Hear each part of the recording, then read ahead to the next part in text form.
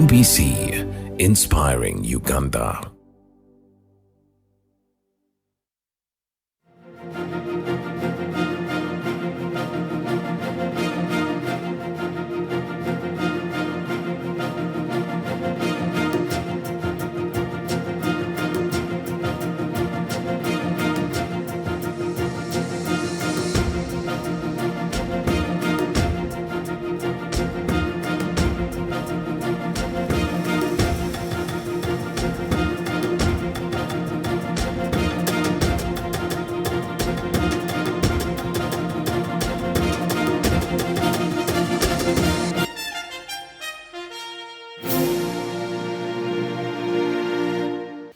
Hello and welcome to this week's edition of the Weekly Business Roundup.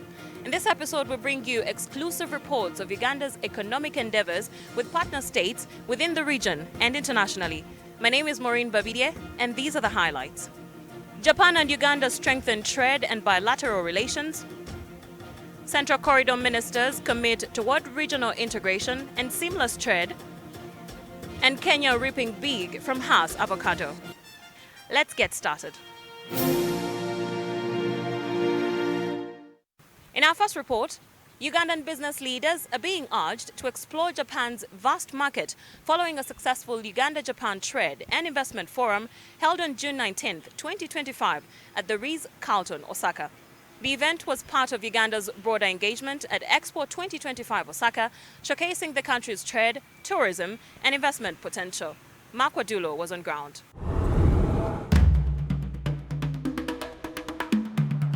Osaka, Japan's second largest metropolitan area after Tokyo, boasts a gross prefectural domestic product of about 41.3 trillion yen, roughly $362.5 billion, and a population exceeding 8.8 million. The city is a major commercial and innovation hub, making it a strategic entry point for Ugandan exporters seeking to diversify and grow. But we can now be exhibiting. I'm told that there are 158 countries participating in this exercise here. So when we participate in this, we are showcasing what we are capable of offering the world in terms of tourism, in terms of agricultural products. You know, Uganda, we are an agricultural country. Trade figures between Uganda and Japan show growing ties. Uganda's exports to Japan rose to 22.7% from $17 million in 2023 to $21.6 million in 2024, led by coffee, tea, fish, and oil seeds. Special economic zones is the new most efficient way of producing at low cost. That's what we all need to understand, because in the special economic zones, we give special advantages to both domestic investors and foreign investors to produce at a lower cost because of the incentives, both fiscal incentives and also non-fiscal incentives, infrastructure related. Japan's exports to Uganda stood at $250 million, mainly vehicles, machinery, and electronics. Officials see the trade gap as an opportunity to boost exports through value addition and diversification. The market in Japan is big, especially Osaka is bigger than Belgium, and the regulations for importing or exporting cuttings to Japan is more favorable than EU, which is more stringent. And I could see interest from a number of people after listening to me on the potential and of getting flowers from Uganda, but also investing in Uganda to grow and export flowers. Now you produce anything in Uganda or Japan or China or the US, and the entire world is a target market. Why? Because of technology. Now it will not matter where and how much you're producing unless it meets quality and safety standards. This Uganda-Japan Trade and Investment Forum themed Boosting Trade and Investment between Uganda and Japan brought together over 100 representatives from government, business, and private sectors of both countries. Honorable General Wilson Basumbadi, Uganda's Minister of State for Trade, was Uganda's head of delegation. About 77% of our population, because living under the age of 30. You have a very huge, educated, but skillable youth, which can be taken advantage of when you go there to invest. コーヒーなどを輸出し、日本からは自動車などを輸入しています。政治は長期にわたり安定し、現在、中所得国入りを目指して第3次5カ年計画が進められています。農業分野、加工食品分野などに高いポテンシャルを持っています。地理的には東アフリカの中心であり、アフリカの中心でもあるという有利な場所にあります。A landmark memorandum of understanding was signed between Uganda Free Zones and Export Promotions Authority and the Osaka Chamber of Commerce and Industry. Thank you very much, ladies and gentlemen. One of the key solutions proposed at this forum to address the trade imbalance between the two nations is to leverage Uganda's growing youth population by implementing a technological transfer program from Japan. Ahead of the forum, Uganda's Products Promotion Week took place at Lukua Business Center in Osaka City, one of Japan's largest commercial complexes. The event featured Ugandan coffee, waraji, cocoa, chocolate, and dried fruits, already gaining shelf space and recognition among Japanese consumers.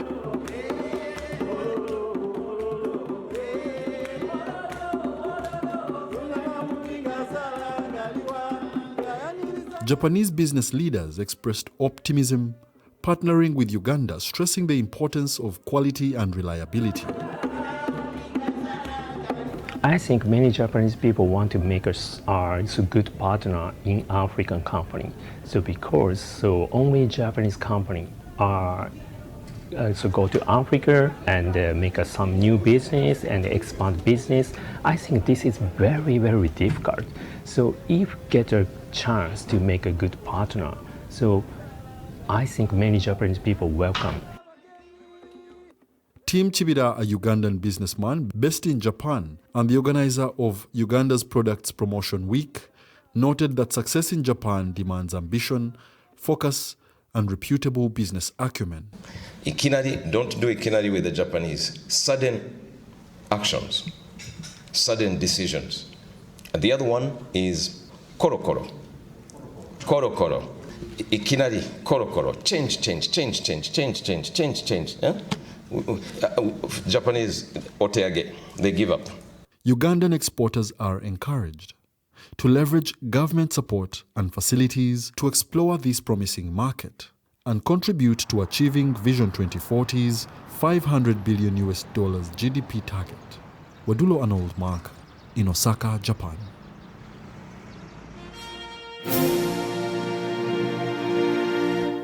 The Central Corridor Transit Transport Facilitation Agency 14th Ordinary Summit of Ministers wrapped up in Dar es Salaam, Tanzania, with renewed commitment toward regional integration, infrastructure development, and seamless trade.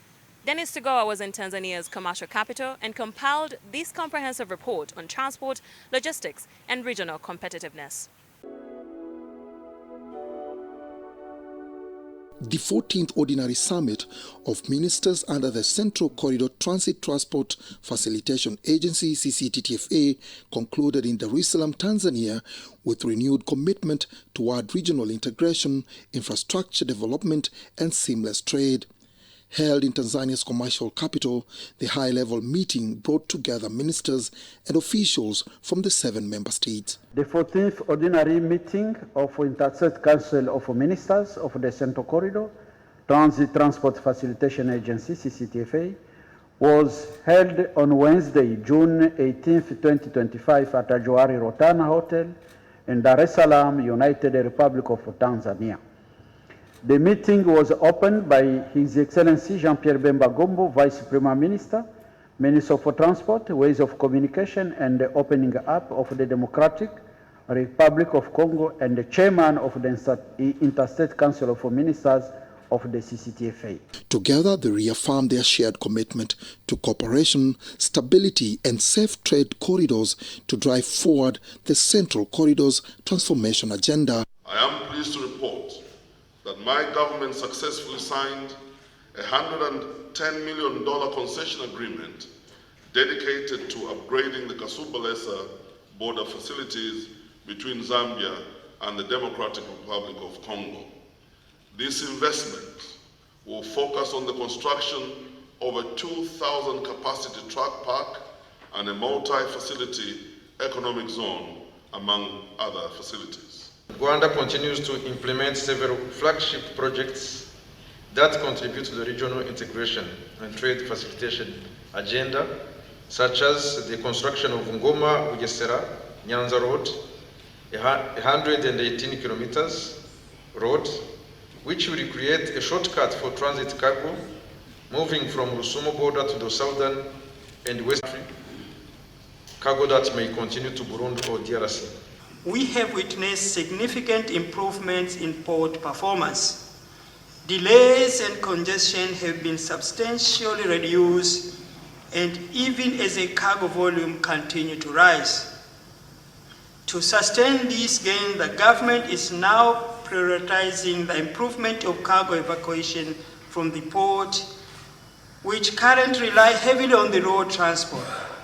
Uganda's strategic location positions it as a potential regional transportation hub, contributing to the regional economic development through development projects. To facilitate economic development in the region and making the region more economically competitive, efforts are being focused on developing a multimodal transport system that integrates road, rail, air, and water transport to enhance efficiency, reduce the cost of doing business, and increase the competitiveness of our economy and the region as a whole. Among the key milestones was the handover of the Interstate Council of Ministers chairmanship from the Democratic Republic of Congo, DRC, to Malawi, one of the newest member states of the bloc. The Interstate Council of Ministers also approved the CCTTFA's 2025-2026 work plan aimed at scaling up investments in transport, logistics and regional competitiveness. A major highlight was the green light for constructing the CCTTFA's state-of-the-art headquarters, the Ushoroba building, to be established right here in Dar es Salaam. The Interstate Council of Ministers decided, as per below, considered and signed a resolution for construction of a CCTFA headquarter office building. 3, noted and commended the progress on implementation of the Green Economic Development Corridor Initiative, which aims at a transformation of the Central Corridor. In this spirit, I therefore applaud the Board of Directors for supporting the Secretariat vision. That's the construction of the Ushoroba House. And as I understand, the Ushoroba, which is Kisawiri word for corridor, is a fitting name for the building that will not only serve as the Secretariat headquarters, but also stand as a symbol of our shared resolve to build an integrated, prosperous region. And I extend special thanks to the United Republic of Tanzania for leading the way in ensuring that this project takes off. And I look forward to a groundbreaking ceremony in no distant future. On the sidelines of the Interstate Council of Ministers meeting, a landmark step toward regional trade facilitation was taken as the Democratic Republic of Congo and the United Republic of Tanzania officially handed over land titles for the development of dry ports along the Central Corridor. The land concessions granted a total of 120 hectares, 60 hectares in the DRC, specifically in Kasumbalesa and Kasenga, and 60 hectares in Tanzania, covering the strategic locations in Kwala and Katosho. Excellences, Monsieur le Ministre, distingués participants. Your Excellency, distinguished participants. Ce projet salvateur témoigne de l'intérêt et l'attachement de nos deux pays. This project is very, very important for DRC, and it can testimony the interests of our countries and for your country. Pour l'éclosion d'une nouvelle ère de coopération. To open, to unlock a new era of cooperation sous-régionale dans le secteur des transports. in a transport sector within our region. We are confident that your government will develop these sites in alignment with our shared vision of improving connectivity between our two countries, thereby reinforcing trade ties and deepening regional cooperation. These dry port sites will play a pivotal role in decongesting the port of Dar es Salaam, streamlining customs operations and facilitating faster cargo clearance. As the corridor approaches its 20-year milestone in 2026, leaders reaffirmed its mission to strengthen the infrastructure backbone of regional trade, from roads and railways to ports and air transport.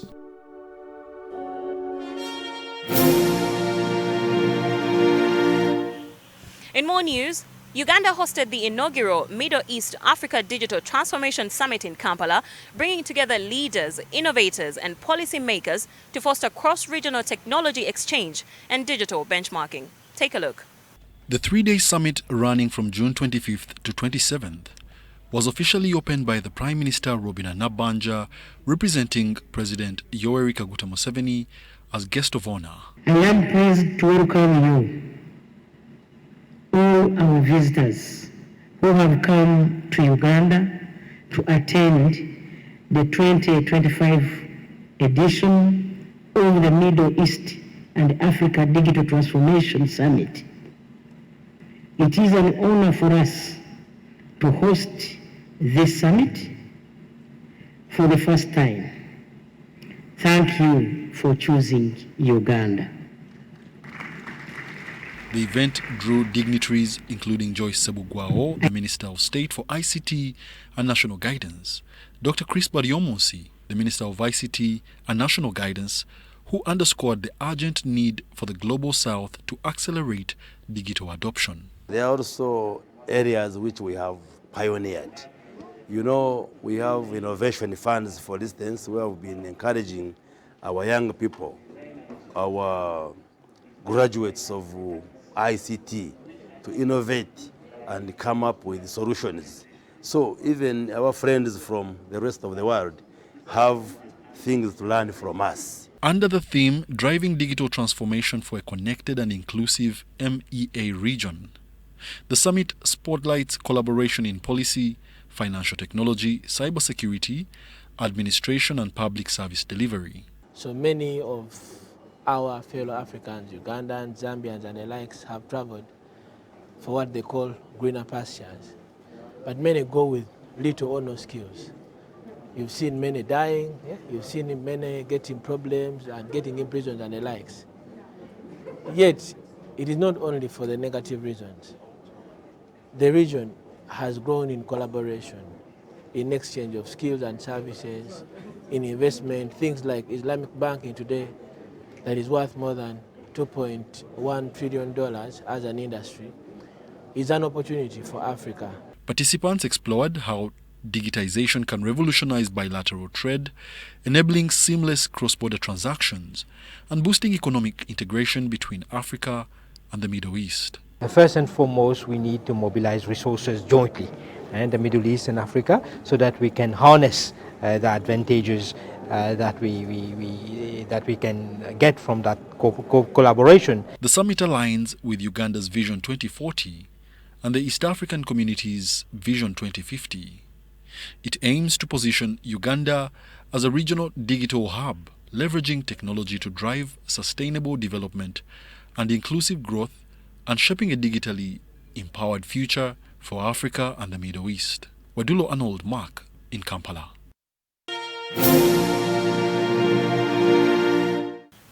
In the heart of Kenya's Great Rift Valley, Naivasha is experiencing a quiet agricultural revolution driven by avocados, often referred to as green gold. The region's high-quality avocados are increasingly reaching tables worldwide, with China emerging as a significant market.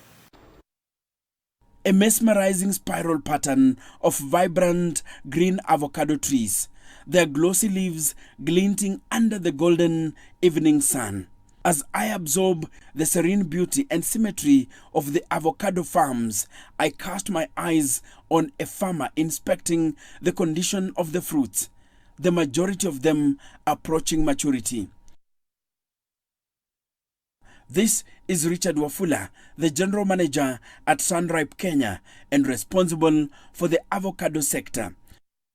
He tells me this is one of the company's key avocado production sites, spanning about 200 hectares. They grow Hass and Fuerte varieties, which are in high demand globally, especially in China. And this is the land that we also wanted to do our big land like this, that we can have our own production and proper management of quality. Because now our orders were increasing from different destinations. But Sunripe doesn't just rely on this land. It can't keep up with the high demand they see for avocados. Wafula says over 3/4 of Kenya's avocado production comes from smallholder farmers, with the company enlisting over 2,000 local farmers in Naivasha and nearby regions to source additional fruit. However, many lack experience. According to reports, a lot of Kenyan farmers lose value on their products due to poor handling of their crops from the farm all the way to the market, right? Yes, that's right. Wafula says poor quality translates to a lot of rejection as far as global markets like China are concerned. To ensure this is significantly cut, Sunripe offers training, seedlings and support to farmers. And as we speak right now, the farmers, there's no farmer who can get a rejection percent above 5 to 6%. Their rejection level is very lower than that. And the farmers are happy because if they have about 1 ton and they are getting about 10 kilos of rejection or maybe 5 kilos of rejection, the farmers are very happy. From the farm, the avocados come to this state-of-the-art processing facility. This is where the fruit is prepared for its journey to markets as far away as China. Shah says this facility is the heart of their export operations. Every avocado you see here is carefully sorted, washed, graded, and packed to meet the strict standards of markets like China and Europe. He says since Kenya signed a trade agreement with China in 2022 for fresh avocados, the company's business has seen tremendous growth. With over 1 billion people in the Chinese market alone, we have found that avocados are the 11th most eaten fruit in the Chinese market. Obviously, the big fruits are apples, citrus, bananas, watermelons. Avocados are number 11, but growing at the rate of 300% a year. Consumption is really increasing. China's demand for avocados is huge and largely driven by a growing middle class who have an appetite for healthy premium produce. Kenya's avocado trade with China has skyrocketed since the 2022 agreement. In 2023, it exported approximately 10,000 metric tons of avocados to China, valued at over $20 million. By 2024, this figure had grown to an estimated 15,000 metric tons, with projections for 2025 suggesting even higher volumes.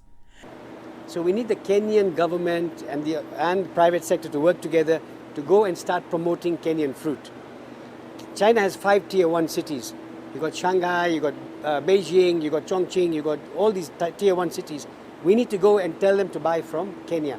China's appreciation for avocados has not only boosted Kenya's economy, but also created thousands of jobs in farming, logistics, and processing. Enoch Sikolia, CGTN, Naivasha, Kenya.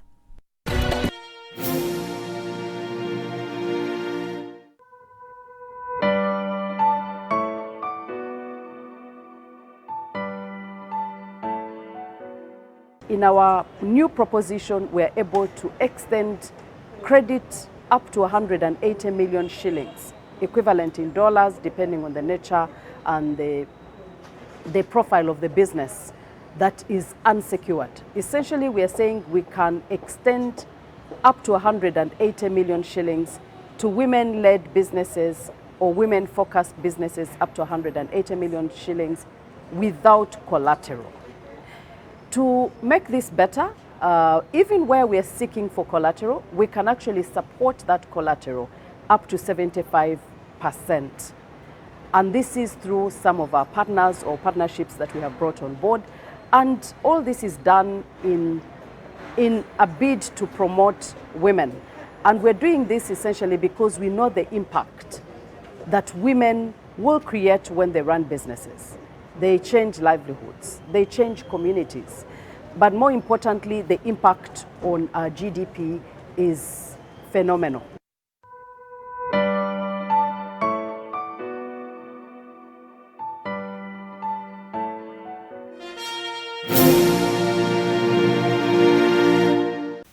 Over 8 million people have so far flocked Yumeshima Island in Osaka, the designated location for the Osaka Expo 2025 in Japan. Get an exclusive glimpse in our Sounds of Business.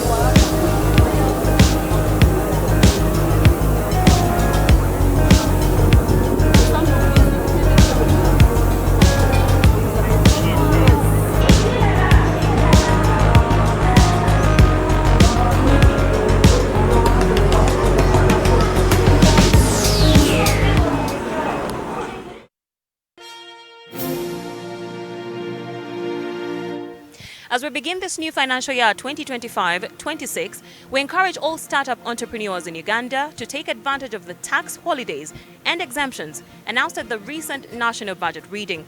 No more excuses, take action now.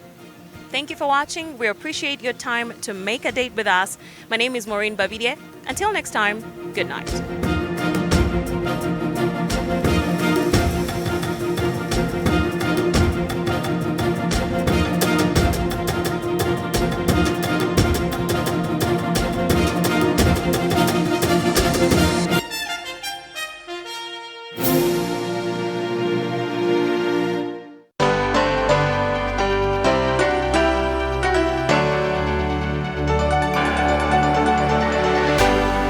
UBC, inspiring Uganda.